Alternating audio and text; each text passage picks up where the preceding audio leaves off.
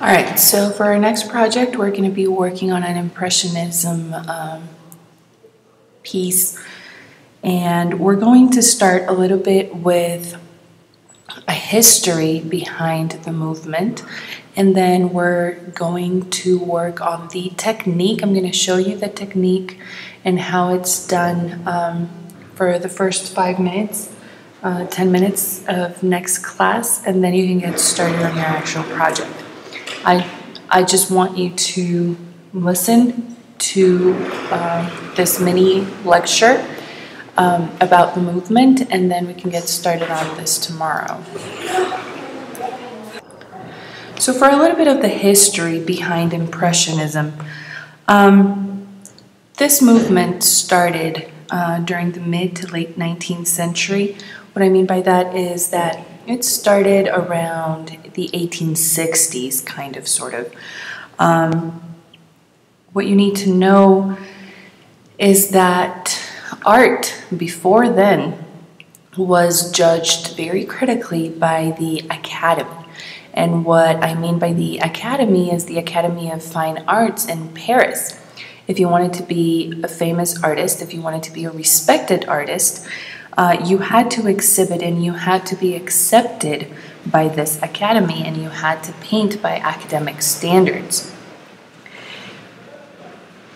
When I'm talking about academic standards and the art before Impressionism and how everything was revolutionized by this movement, is that before this came to be, art was very somber, art was very formal, art was very respectful.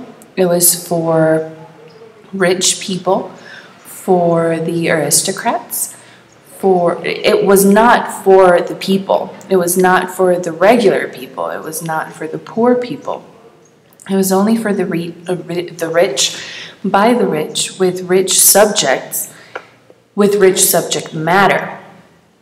What I mean by that is that most paintings were religious or political or historical or portraits of famous people, of important people, of rich people.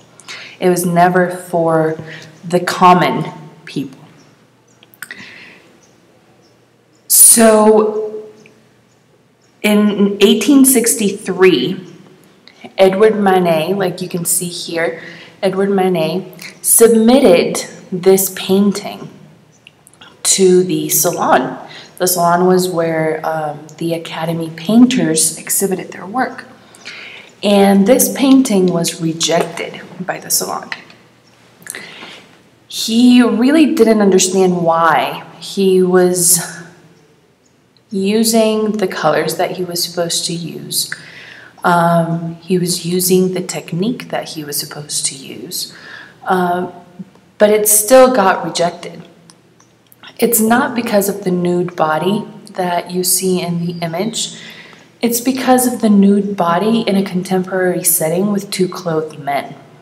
That was a big no-no at the time, of course, and that's why it got rejected. So he gets together with some other artists to complain about this fact that he's not getting accepted into the Salon to exhibit his work. And they get to talking, and a lot of the artists are complaining, are wanting to rebel against the subject matter and the way that they're supposed to paint, and just a bunch of stuff that they get very frustrated with. So keep in mind that in the mid to late 19th century, this is right after World War I, and Napoleon III is the one reigning over France at the time. So he agrees with these artists, and he wants to reconstruct the country and give new hope to people. So he talks to these artists, he agrees with them, and he creates another salon where all of the artists that get refused or rejected at the Academy Salon, they can present here, they can exhibit their works here.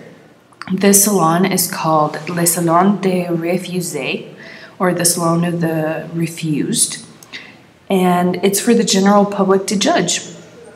Most of the people invited, of course, are there to make fun of it because of these artists that are exhibiting at the Salon of the Refused. But it starts to draw attention to these artists and to new tendencies, and it's kind of like there's no such thing as bad publicity at this time.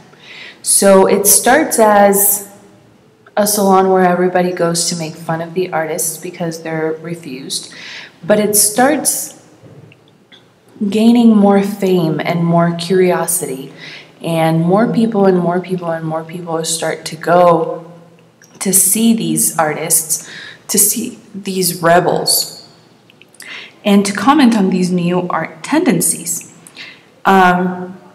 This starts getting so big that they put in a petition to Napoleon to open another salon in 1863 and another one in 1872. And both of the times they get rejected, another salon is not opened. So in 1873, Claude Monet, Renoir, Pissarro, and Sisley get organized, and they talk among themselves, and they think that if Napoleon is not going to give them another salon to present their work, they're going to do it on their own. And they create the Cooperative and Anonymous Association of Painters, Sculptors, and Engravers. And they open their own exhibit on 1874. On this exhibit, 30 artists participated, not including Manet, though, Edouard Manet. But it did include Paul Cézanne, Berthe Morisot, and Edgar Degas. At this exhibit, Louis Leroy, a famous art critic, attends, and he mocks the whole exhibit and talks about how this is the exhibition of the Impressionists as a joke, because he says that these paintings, this exhibit, are at best as sketched, but not near being a finished piece. Some embraced the name, some rejected it. The reason why Louis Leroy gives them this name is because of this painting, Claude Monet's Sunrise, that he painted in 1872. After the joke about these artists being Impressionists, he changes the name of this painting to Impression Sunrise, because Louis Leroy just talked about how this is just an impression of a sunrise. It's not a real sunrise. It's a sketch or just an impression of what a sunrise should look like, not a finished piece. But like I said, some embraced the name, some rejected it. Some of the people who did embrace the name and actually started calling themselves Impressionists are Monet, Alfred Sisley, Berthe Morisot, and Camille Pissarro. They valued sunlight and color and painting with spontaneity, and they were happy about this, then that they started coming together as a group.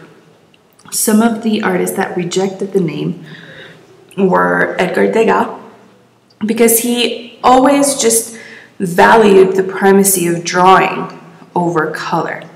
And he actually didn't like drawing outside either, and this was big with the Impressionists. We're going to go over that in a minute. Auguste Renoir also rejected some of the ideas of Impressionism, and he turned his back on the group for a while, and he just never fully came back to it. And of course, Edouard Manet, he like we talked about at the beginning, he was the one that wanted to rebel against the salon at the beginning. He's the one that kind of sort of got everybody together to open this other salon because he got rejected to the actual Academy salon. But after a little while, he just wanted to go back to the original salon because he thought that that was the only way to really make it as an artist. And he tried to convince the other artists to just go back to the original salon to be accepted by the Academy because he just wanted to do things that way. Because he thought that exhibiting at the Salon of the Refused was never going to get him where he wanted to get. Some of the techniques that we're seeing when we talk about Impressionism are the short, thick strokes of paint used to capture the essence of the subject, not the details, as you can see here. They don't value details over expression, over the essence, over light, over movement. Okay, they are more interested in applying color side by side with as little mixing as possible, because the optical mixing of the colors occurs in the eye of the viewer when you see it from far away. Some paintings are meant to be seen from up close, some are meant to be seen from far away. Most of these paintings are not very small paintings. They also don't use many grays or dark tones, and if they do, they're produced by mixing complementary colors.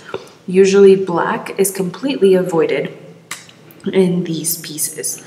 As you can see, natural light is emphasized, reflection is emphasized, cast shadows are emphasized because most of these are painted during the day. Okay, as you can see, you don't see many details, you see more movement and lighting and shadows and cast shadows. These are some examples of paintings done by the artists that we talked about. Okay, as you can see, the colors are unmixed, they're pure colors. The brushstrokes are thick.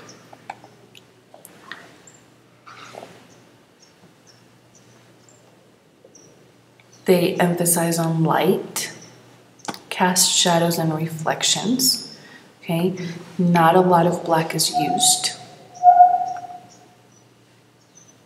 Very few details. Okay. You don't see many scenes of anything done at night.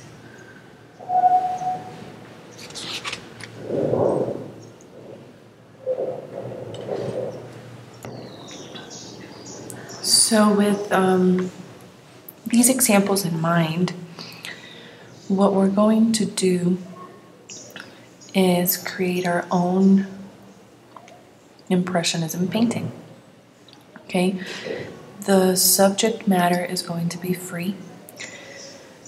You're going to choose what you want to do, but it does need to represent what we were talking about. Sunlight, reflection, everyday life, no details. And we'll see a little bit more about the technique tomorrow in class. Now what I want you to do to finish up is to go on your Moodle page for our class. You're going to go down and you're going to look for Impressionism. and you're going to look for the video that I have posted there. It gives you a little bit more of the history of it. It talks a bit more in depth about the artists involved, and a little bit more about the technique to clarify anything that you didn't understand or you're not clear on. And we will talk about this tomorrow, okay?